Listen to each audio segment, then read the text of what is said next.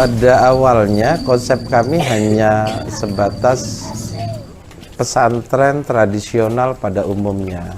Ya kalau di kampung sini di Bogor atau di daerah Sunda itu menyebutnya kobong.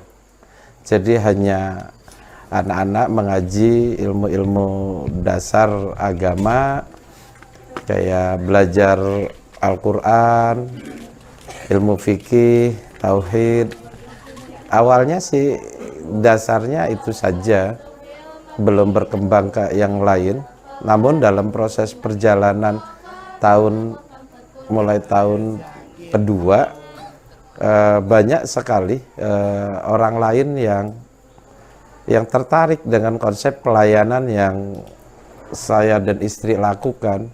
Jadi semakin banyak orang yang datang dan pengen juga berbagi di tempat ini.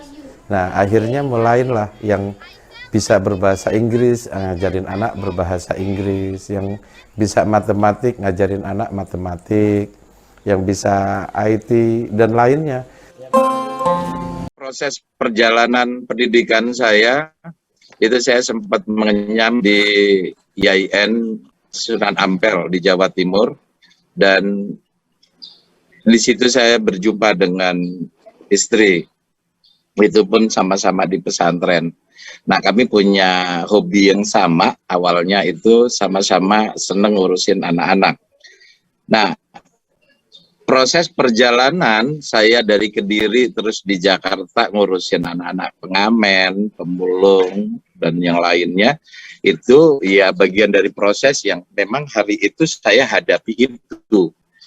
Misalnya terus saya pulang ke Jakarta, setelah menikah, selesai dari Jawa Timur, itu pun saya lebih mendampingi anak-anak yang di stasiun, di terminal, mereka biasa tidur, itu pun karena memang ya itu yang saya hadapi, gitu. Jadi saya menemani, dan itu ya apa ya, punya hobi yang sama aja sama istri.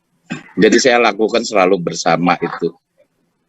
Dengan posisi rumah singgah yang tidak lebih dari 100 meter di pinggir jalan di Durensawit, itu sebetulnya mimpi besar dari kecil saya, itu punya pesantren khusus buat ya orang-orang yang membutuhkan lah, yang harus kita bantu. Nah, akhirnya karena memang dunia kecil saya di dunia pesantren, ya kembalilah ke pesantren ketika punya gagasan besar itu di tahun ke-8, tahun 2009, 2009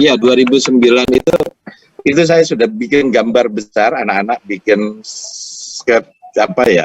rancangan gambar di kertas karton besar, dan kita tempel di tembok.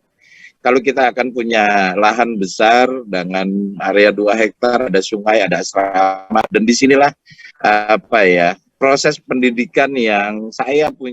Kebersamaan ya Bu ya. Kebersamaan itu hal yang sangat penting. Sebetulnya nggak perlu jago bicara, nggak perlu jago menasehati.